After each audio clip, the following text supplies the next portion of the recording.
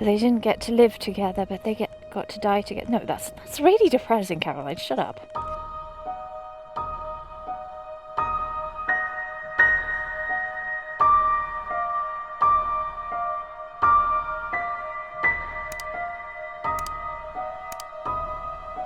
Hi guys, so today's vlog is going to be a Halloween special, and I want to take you to a town with a local legend and ghost story.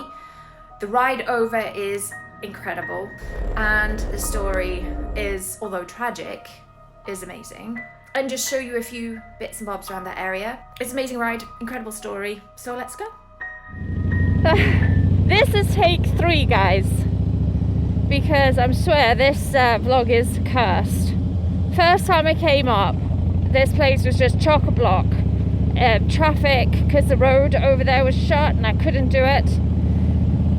Then it rained and rained and rained. So this is the 3rd time. If this doesn't work, I have no idea. So yeah, hello and welcome to what's supposed to be the Halloween special. Whether it'll work out, I have no idea. Just passing a hearse. So our story starts in 1758, and it's about 2 ill-fated lovers called Clara and Alan. Now Clara was the most beautiful woman, absolutely stunning, and she came from a very wealthy family. So Clara had the pick of any man she wanted, but she fell in love with Alan, who was not from a wealthy family, and Clara's family was most upset with this. They did not want Alan at all in their family. In fact, Clara's brother threatened Alan, and as soon as that happened, Clara and Alan grabbed some money together and decided to elope. Now Clara and Alan lived up in Scotland, so they travelled all the way down to the Peak District here by horse. Now that would take some time, guys. And Clara as well would have been riding side saddle. So, you know, good on them. They really wanted this life together. And the reason why they came all the way down here was because in the Peak District there was this one chapel called Peak Forest Chapel, and here for some reason the vicar was granted these extra powers, which meant that out of all the churches in the UK, he didn't have to follow the laws of the church, so in terms of marriage.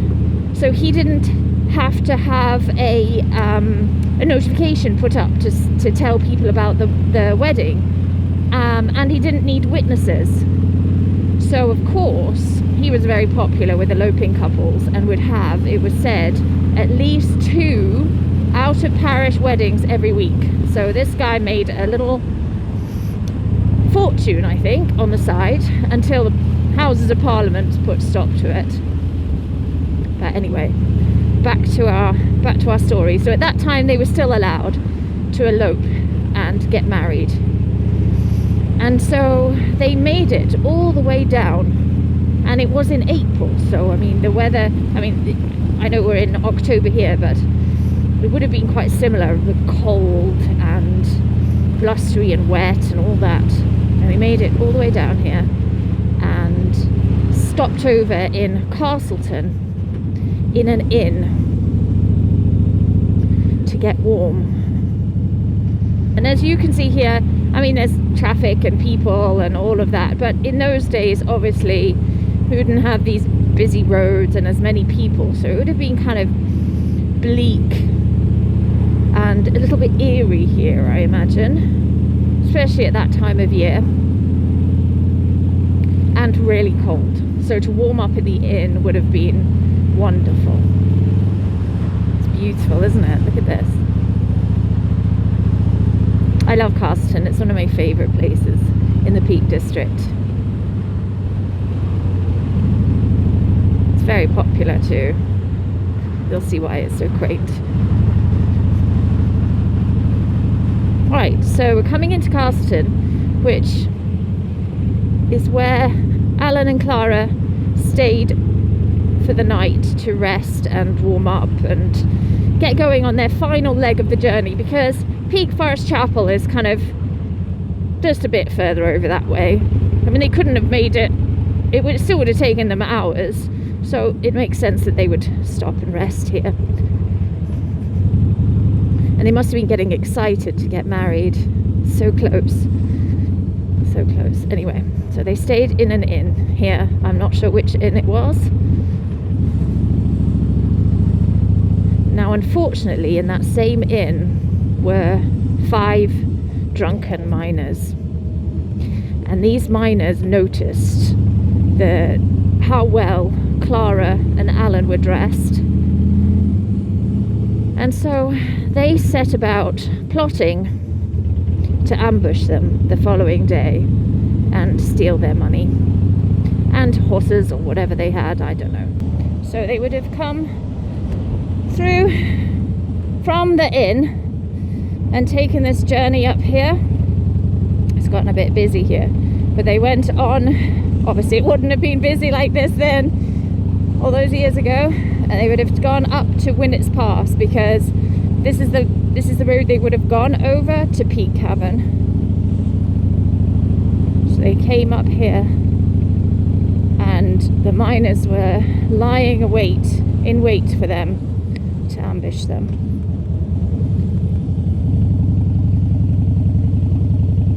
Just focusing on the road here. So you can imagine here, it's very,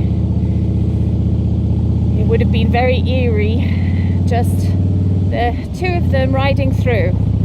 The miners, they found them, they stopped their horses, grabbed them down from their horses and dragged them to a barn. And this happened here. So they dragged them to the barn where they stole their £200. Now that might not seem like a lot of money to you, but the equivalent money is about £36,000. Now I have to be careful here because this cattle grid's really slippery. Oh. So here it was, guys, in Winnett's Pass. And they stole the money, and they grabbed Alan, and poor Clara was begging and begging and begging for them to leave him alone and spare his life. But the miners took a knife and slit his throat from ear to ear. And she was distraught. Obviously, it's the love of her life. Then they moved on to Clara, and she got down on her knees and begged for her own life. Really begged and pleaded. And one of the miners got behind her and just drove a miner's pick straight into her skull, killing her immediately. And the miners took the bodies and buried them. And then a few days later, they came back and took the bodies and threw them down the mine shaft, where they were only discovered 10 years later. And these miners, they got away with the murders, you would think, but not so. So out of the 5 miners, we first have Nicholas, and Nicholas fell off one of the precipices, as you can see, and he died. Then we have Thomas, and Thomas couldn't cope with what he had done, and he hanged himself.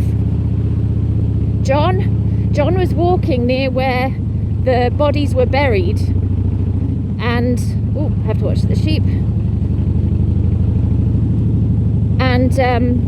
And he was walking with some friends, and a big rock just came and fell on him, splattered him. He was dead. Francis actually tried to hang himself, was very unsuccessful, and he just was driven mad, and he died miserably. And last but not least was James. Now I'm just going to turn around so we can go back down. Oh, just going to turn around on a kind of hill. Let's go. There we go. So James, oh God. Okay. Sorry, I can't see. Right, so what happened to James? So James was the reason why we knew about this story. So what happened with James is that with his share of the money, he bought a load of horses. But every single one of the horses he bought got sick soon after and died, and he lived a life of poverty. So he actually died 20 years after the murders. And on his deathbed, he was very ill for a long time and in a great amount of pain, and he just wouldn't pass on, he wouldn't die. And oh, there's a sheep in the road. It's just pottery. There we go. And anyway, so James just wouldn't die, and it wasn't until he confessed to the murders and told all the details. I'm just concentrating here because this road is always really slippery. He told all the details of what he and his miner buddies did, and then he was able to die. But where it gets super eerie is that even now, all these hundreds of years later, after dark, it said that you can hear Clara and Alan here screaming and begging for their life.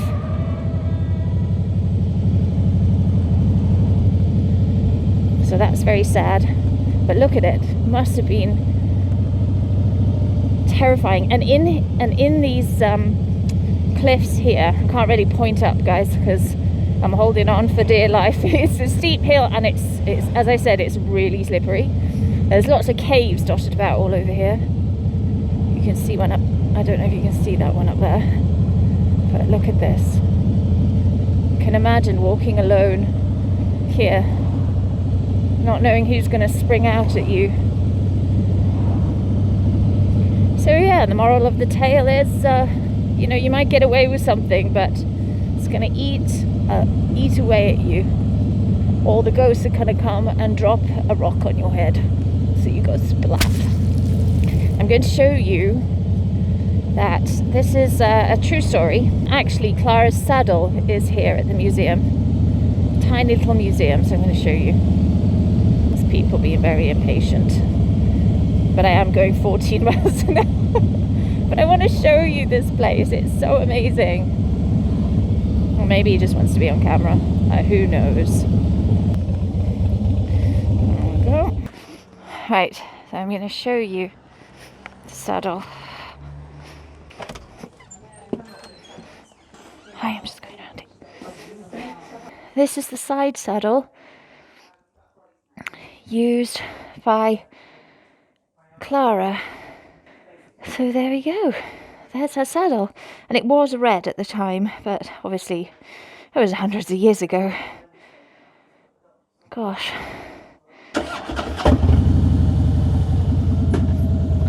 There's one last thing that I want to show you on this vlog, and that is the church where it said that Clara and Alan's remains are buried. Apparently they're buried by the eastern gate. Now that's north, so east will be on that side, so that's where I'm going to stop, actually, which I can. Okay, it's good to negotiate this little turn.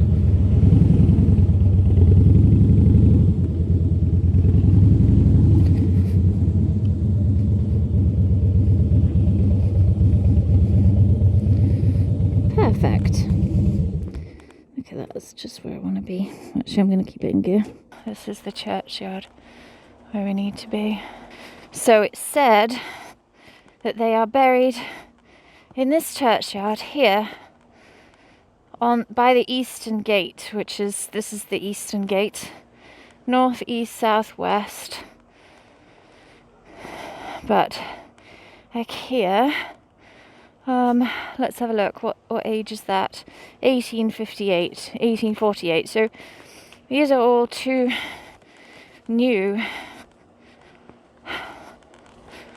What's this one? 1839. I have no clue what this even says. There's all the moss. Oh, here we've got 1900s now. So there's 1822.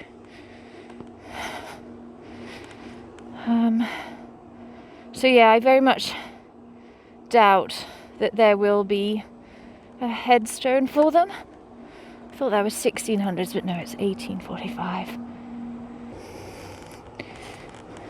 But this is where they are buried, which is very peaceful and beautiful. Look at that. So they didn't get to live together, but they got to die together. No, that's really depressing, Caroline. Shut up. Oh, 1793. So we found a 1700 one. Or maybe we could find something. Oh, I can't. The year's gone. So this is my Halloween special. I hope you guys enjoyed. Please like and subscribe if you did. And I'm sorry I couldn't find poor Clara and Alan. But, oh, 1778. Oh, nope. Robert Barr. No. Okay, so I think I'll just be wandering around going yes, ooh, and no. So I'm going to stop here and go and ride home. But thanks for coming with me, and I hope you enjoyed this vlog. Mwah.